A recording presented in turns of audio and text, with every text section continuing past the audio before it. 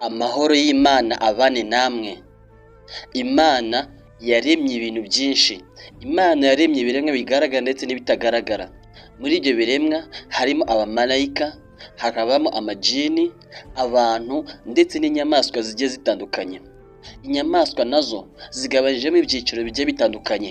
Hari inyamaswa ziba mu mashyamba, inyamaswa zo mu ngo, inyamaswa ziba mu mazi. Uyu munsi nifuje ko twaganira ku nyamaswa ihambaye cyane Imana yaremye, ariko iyi nyamaswa ikaba ari inyamaswa itangaje cyane. Nimba ari bwa mbere urebye iyi channel, ndagusaba yuko wakanda subscribe kugira ngo ibiganiro byacu bijye bikugeraho 5/5. Reka dutangire. Mu nyamaswa nifuje ko twaganiraho uyu munsi ni inyamaswa yitwa inzovu. Inzovu ni inyamaswa yibera mu mashyamba. Niyo nyamaswa yonyine muri iyi si nini. Niyo nyamaswa nini kuri iyi si. Ndetse iyi nyamaswa ni inyamaswa ndende ku buryo uburebure bwayo ifite metero 13. Ndetse ni inyamaswa ifite ubunini budasanzwe kubera yuko inzovu ipima ibiro 7,000 cyangwa se amatoni 7. Ariko iyi nzovu ikaba igira amaguru yayo y'imbere ni maremare kurusha amaguru y'inyuma. Ndetse inzovu ibeshejweho no kurya ibyatsi, imizi ndetse n'imbuto. Ni ukuvuga ngo ibyo kurya by'inzovu bituruka ku bimera. Inzovu igira umutwe munini ndetse ibice byayo byose biba muri uwo mutwe. Muri uwo mutwe ni naho haba habitsemo ubwonko bwayo. Ariko ku bw'amahirwe makeya bimwe mu bice by'inzovu ntabwo bigaragara mu buryo bworoshye cyane. Umuntu ashobora kwereka iminwa y'inzovu, ariko ntabwo bishobora kutamworohera kuba yakwereka amazuru y'inzovu. Ndetse inzovu igira amatwi manini. Amatwi y'inzovu uramutse uyagize isahani ushobora kuharuriraho ibyo kurya by'abantu 10. Inzovu ni inyamaswa itangaje cyane. Inzovu igira umutwe munini ndetse uwo mutwe wayo habamo ubwonko bwayo. Inzovu zo muri Afurika bivugwa yuko ari zo nzovu nini ndetse nazo nzovu zikunzwe cyane kurusha izindi zose. Iyo inzovu isamye inda itwara inda amezi 22. Ni ukuvuga ngo itwara inda umwaka wose ndetse n'amezi 10. Nyuma y'ibyo ngibyo y'inzovu ibyara umwana umwe, hagati y'umwana umwe ndetse n'abana 2. Ndetse umwana w'inzovu iyo avutse avuka afite ibiro 80, hagati y'ibiro 80 ndetse n'ibiro 100.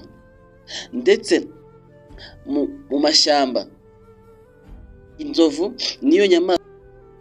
Nibyo koko, inzovu niyo nyamaswa yonyine mu mashyamba itajya ihigwa n'indi nyamaswa iyo ari yo yose. Uko tubizi, inyamaswa mu mashyamba zihora zihigana hagati yabo kugira ngo ziryane. Ariko inzovu niyo nyamaswa yonyine idahigwa n'indi nyamaswa iyo ari yo yose. Ku bw'amahirwe make, umwanzi mukuru w'inzovu ni abantu. Abantu bahora bahiga inzovu kugira ngo, kubera amenyo yayo bakunda kwita amahembe y'inzovu.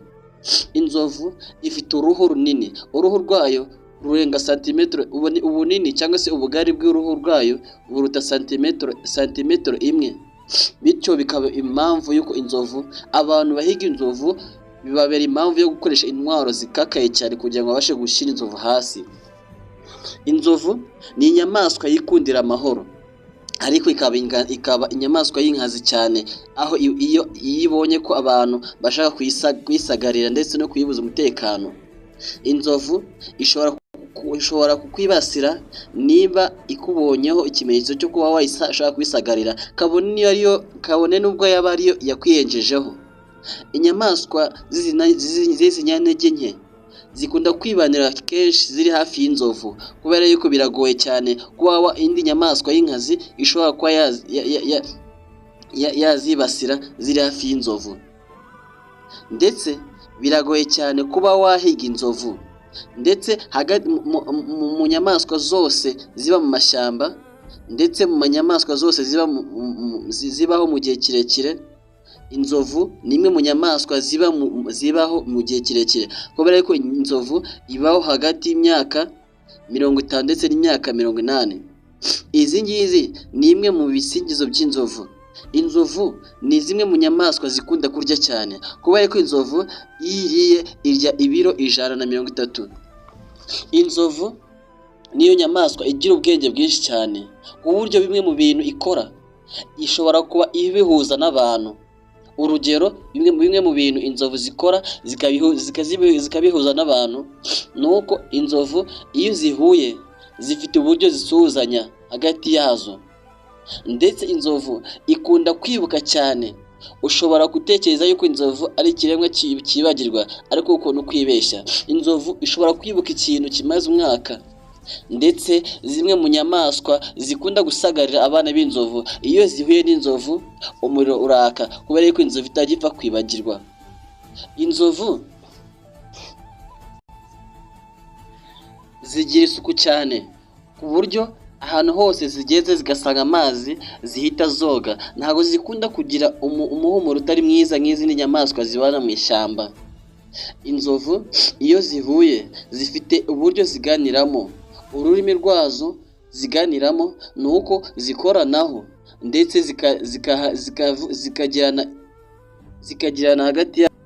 zigacirana amarenga hagati yazo, ndetse n'imigono igiye itandukanye. Ndetse inzovu iyo zisanze umugenzi wazo yapfuye zirihuza zigakora ikiriyo, ndetse inzovu z'ingore zizana amarira mu buryo bwo kugaragaza agahinda kazo. Ndetse inzovu zihagarara aho ngaho mu gihe cy'amasaha runaka kugira ngo zigaragaze icyubahiro cyazo cya nyuma kuri mugenzi wabo wapfuye. Nyuma yaho zigatwikira umurambo w'inzovu mugenzi wabo n'ibiti ndetse n'ibyatsi. Inzovu niyo nyamaswa yonyine ishobora gupfa ihagaze, mwebwe mukagira ngo ni nzima.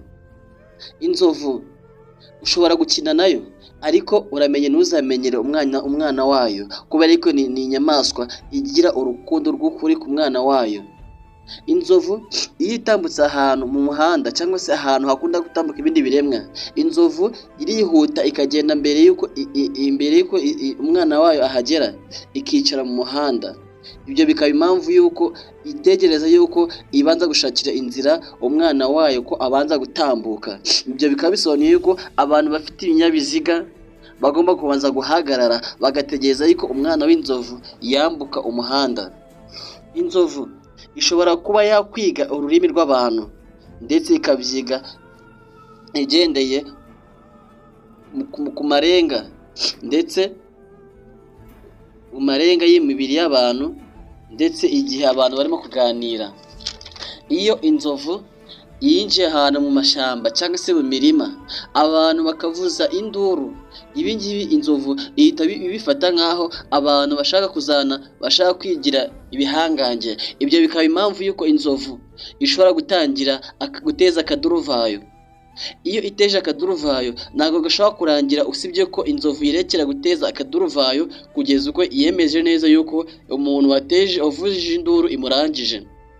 Ndetse inzovu uko yiruka cyane ni nako igenda yongera umuvuduko. Inzovu ikoresha amasaha 4 gusa mu kuryama, inshuro nyinshi iba ihagaze, kubera yuko inzovu iyo iryamye kubyuka aba ari akazi katoroshye. Ndetse inzovu ntabwo ishobora kubyuka ako kanya ngo ihite ihaguruka, ibanza kwinyeganyeza, ndetse inyeganyeza inshuro zirenze 5. Inzovu iyo igiye ahantu mu mariba y'amazi, umwana wayo iyo awuzeho gatoya, ingona ziri muri ayo mazi zihura n'uruva gusenya, kubera yuko amazi ahita ahindura ibara kugeza igihe umwana w'inzovu abonetse. Inzovu ikunda cyane umwana wayo. Inzovu ikunda cyane urukundo rukabije rurenze abana bayo. Ndetse inzovu iyo ziri kugenda zitembera, zihereza abana bazo umutekano wizewe cyane, kubera yuko inzovu y'ingore igenda mbere, hanyuma inzovu y'ingabo ikajya iruhande rw'iburyo, umwana bakamushyira hagati kugira ngo umutekano we ube usesuye. Muri iyi si nta nyamaswa n'imwe yagaragayeho ngo ku buryo ishobora kuba yashyira hasi inzovu. Inzovu niyo nyamaswa yonyine igaragara ko ariyo nini, ndetse niyo nyamaswa yonyine ishobora kuba Ushobora gutekereza yuko inzovu hamwe n'ubunini bwayo iyo ikandagiye ahantu hashobora guhita hacika umwobo bitewe n'ubunini bwayo n'uburemere bwayo, ariko siko bimeze. Inzovu munsi y'ibirenge byayo hameze nk'aho ari eponge, ni ukuvuga ngo iyo ikandagiye ntabwo ushobora kubimenya kubera yuko munsi y'ibirenge byayo haroroha cyane nk'aho ariho eponge. Igitsina gabo cy'inzovu gipima ibiro 27. Ntabwo wumvishije nabi, igitsina cy'inzovu y'ingabo gipima ibiro 27, ndetse iyi nzovu iri gukora imibonano iyo uyirebeye inyuma ushobora kugira ngo ifite amaguru 3 kandi ari igitsina cyayo.